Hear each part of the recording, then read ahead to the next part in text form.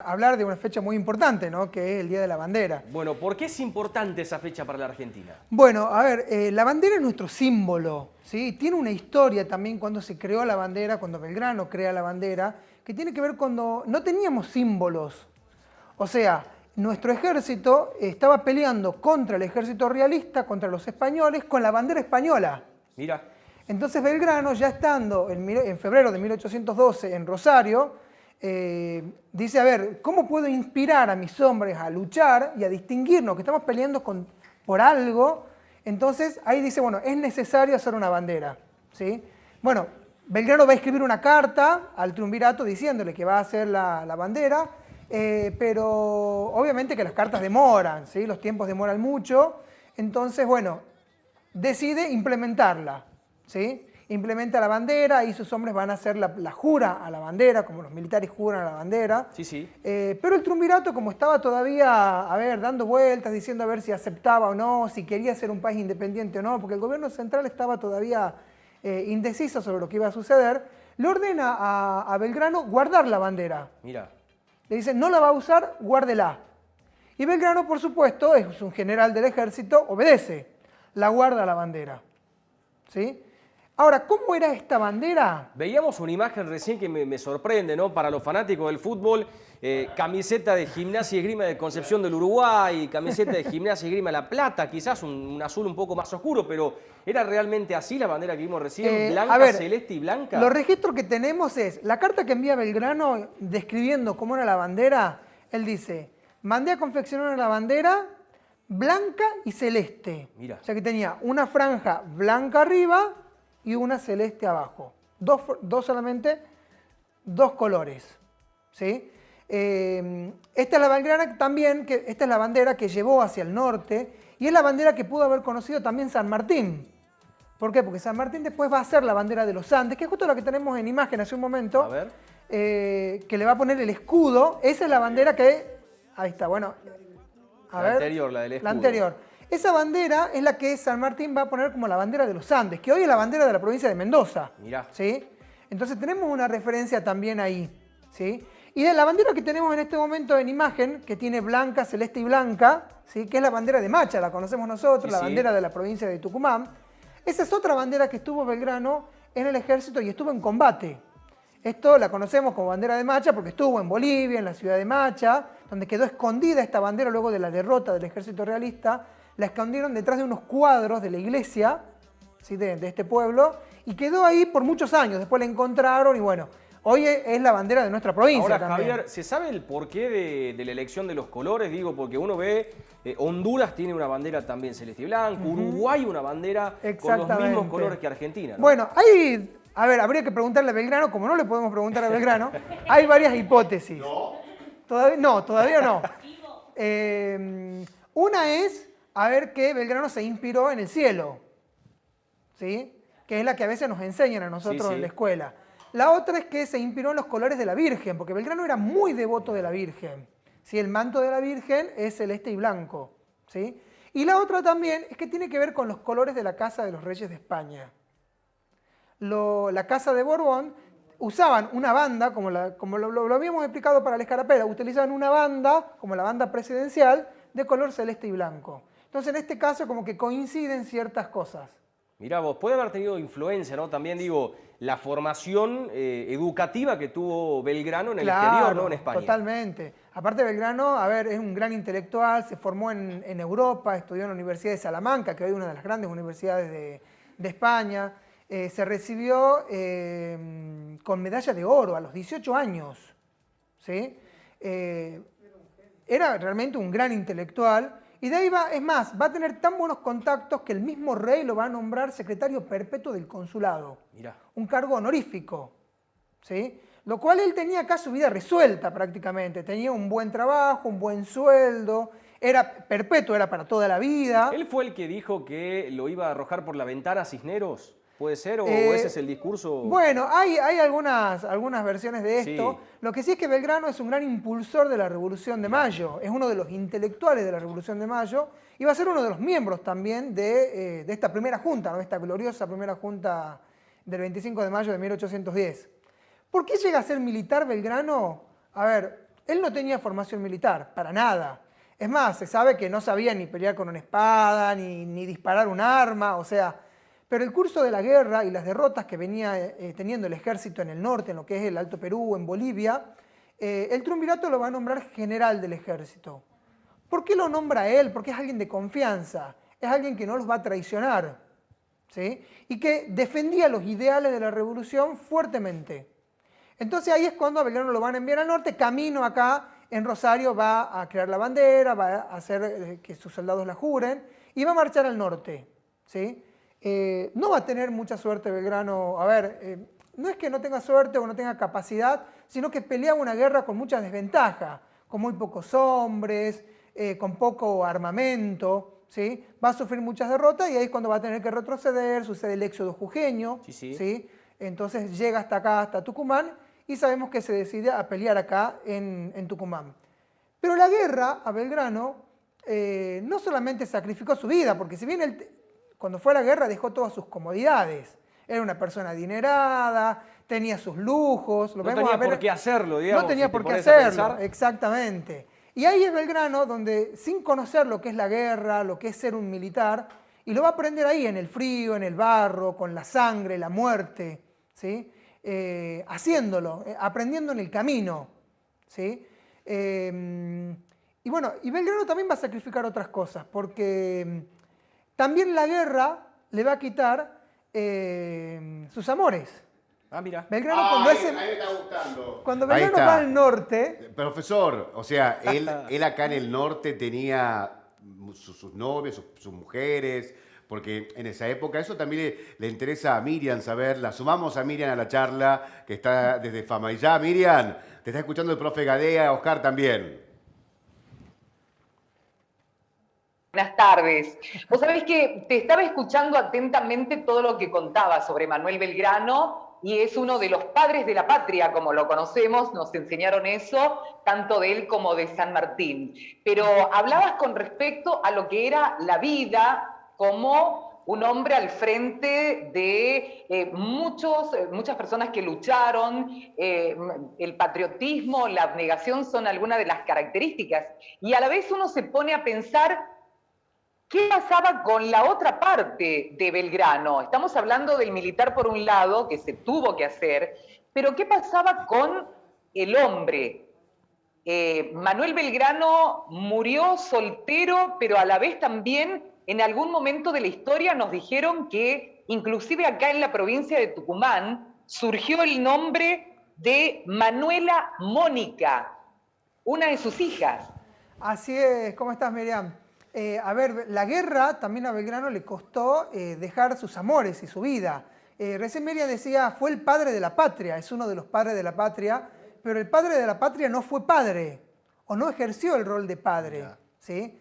Él estaba en pareja con María Escurra, ¿sí? Que era la hermana de Encarnación Escurra, la esposa de Juan Manuel de Rosas, que era de una familia muy importante de Buenos Aires. Estaba en pareja, estaban comprometidos, ella, es más, había quedado embarazada en este camino, y ella lo va a acompañar en parte de la campaña de la guerra. Lo acompaña a la guerra ya cuando estaba por dar a luz, obviamente no puede estar en un campamento militar, entonces vuelve a Santa Fe. Ahí van a ser su hijo, ¿sí? Pero ella decide abandonarlo. Lo abandona al hijo, ¿sí? en la iglesia, y se vuelve a Buenos Aires. Belgrano ni enterado todavía de esta situación, ¿sí?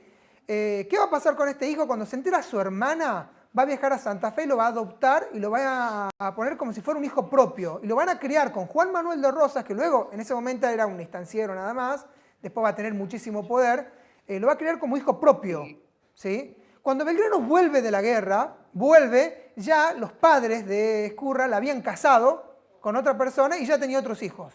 Entonces perdió a uno de sus amores ahí. Mirá vos. ¿Sí? Claro. El curso de la guerra... A propósito de lo que hablabas de la crianza de este hijo con Juan Manuel de Rosas, o sea, Juan Manuel de Rosas lo adopta, pero también cuenta la historia que en algún momento Juan Manuel de Rosas decide hablar con este hijo y le dice, usted es hijo de un hombre más grande que yo, y se llama Manuel Belgrano. Así es, ya adulto, Rosas le cuenta la verdad, por instrucciones también de Belgrano, ¿sí? Pensamos que cuando Belgrano vuelve de la guerra ya prácticamente está enfermo y muere, no tiene tiempo. Hablabas de otra hija tucumana, porque Belgrano tuvo dos grandes, en dos oportunidades tuvo como dos temporadas en Tucumán, ¿sí? Y acá volvió a conocer el amor, ¿sí? Se volvió a enamorar, ¿sí? Con una mujer que se llama Dolores Helguero, ¿sí? Estaban comprometidos para casarse, ¿sí? También ella queda embarazada, ya estaban por casarse, él era el general del Ejército del Norte, y sucede una rebelión en Córdoba. Entonces lo envían a Córdoba a sofocar este problema. Entonces él marcha a Córdoba y cuando vuelve a los meses, sus padres la casaron con otro hombre, ¿sí? Y además él tenía prohibido verla a su hija, acá donde nace su hija, Manuela, ¿sí? A la cual él cariñosamente le va a decir siempre su ahijadita, pero él tenía prohibido verla, ¿sí? Yo no sé por qué no tenemos una novela ya hecha, estamos pidiendo guita, Miriam. Claro, pero es una escúchame, historia de telenovela. El hijo que lo crió Rosa, que era de Manuel Belgrano, la hija que no era hija, que era hija, que le decía que era la hijastra, o que era ¿cómo se dice? La hijada, quiero decir. Entonces, imagínate. La hijada. Todo el quilombo familiar, que no había un ADN ni por casualidad. Pará. Así que imagínate. Vamos buscando entonces toda la descendencia. Quiere decir que aquí en Tucumán hay gente que desciende, si es que Manuela Mónica tuvo hijos y siguió la línea, descendientes de Manuel Belgrano hoy en Tucumán. Hay un libro que hace un trabajo de todo el árbol genealógico de Belgrano, ¿sí? Y hay algunos descendientes, ¿sí? Y Belgrano, después de esto, vuelve a Tucumán, se encuentra con esta situación que no puede ver a su hija y todo lo demás, y él decide quedarse en Tucumán. No se va. Deja su cargo en el ejército y decide quedarse en Tucumán. Capaz que pensando en algún momento poder luego establecer lazos, ¿sí?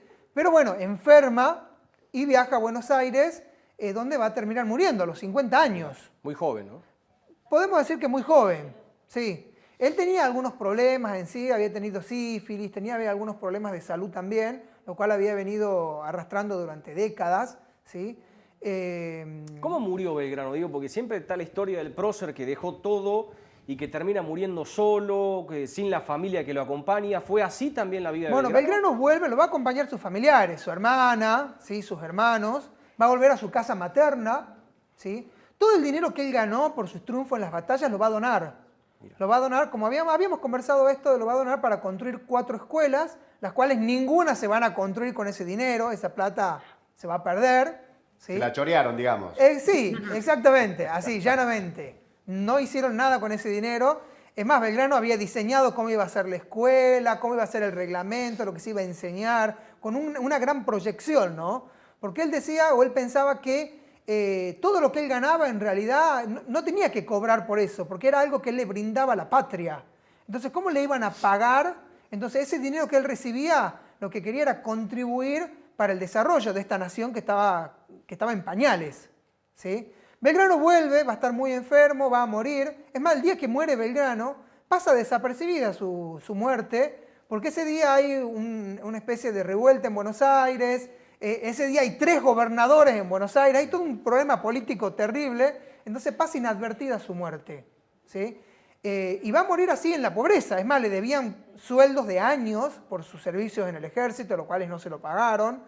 Es más, cuando muere, no tenían ni siquiera para hacer la lápida, la piedra para poner en la tumba. Así que van a usar un mármol de un mueble de la casa. ¿Vieron que antes se utilizaba? En los muebles se ponía una piedra, un mármol, un granito, ¿sí? Bueno, van a utilizar un mueble de la casa para ponerlo como lápida. Tremendo. Y va a quedar ahí, olvidado. Olvidado hasta la segunda presidencia de Julio Argentino Roca. Acá cuando Roca lo que busca es devolverle la gloria y bueno, construir en esto, ¿no? Es decir, acá tenemos un gran hombre y lo tenemos olvidado, ¿sí? Y va a mandar a construir un gran monumento en donde él estaba enterrado y aún así las cosas, vieron que en Argentina a veces pasan estas cosas y vienen ya desde el principio, ¿no? se van a robar unos dientes de Belgrano. ¡Ay, qué desgracia! No. hermano. Cuando los sacaron, lo pusieron en una bandeja de plata. Fueron algunos políticos importantes, el ministro del Interior, Joaquín B. González, que era el ministro del Interior, bueno, había otras personas más, el párroco, por supuesto, de la iglesia, y la cuestión es que se roban los dientes, ¿sí? El párroco lo denuncia en la prensa y se va a la casa de gobierno y lo denuncia con el presidente. Obviamente el presidente se quería morir cuando estos impresentables habían robado parte del cuerpo de Belgrano, Qué imagínense. horror. Así que los van a obligar a que lo devuelvan, van a devolverlo a los dientes de Belgrano y se lo va a poner en una urna especial y está en un monumento realmente muy lindo. Han pasado algunas imágenes recién del monumento. Sí. Qué tremendo, chicos, esto, ¿no? Porque escuchando, qué mal que nos hemos portado, digo, en general, los argentinos, ¿no? Sea el gobierno que haya estado de turno en su momento, desde por sí, hoy, como a veces decimos, ¿no? Si se levantara Belgrano de la tumba, por favor, desde el dinero que donó para la construcción de escuelas, el no haberle pagado en su momento con toda la gesta que hizo, morir en la pobreza, no tener ni siquiera para poner una lápida en su tumba. Así es. Y Belgrano, a ver...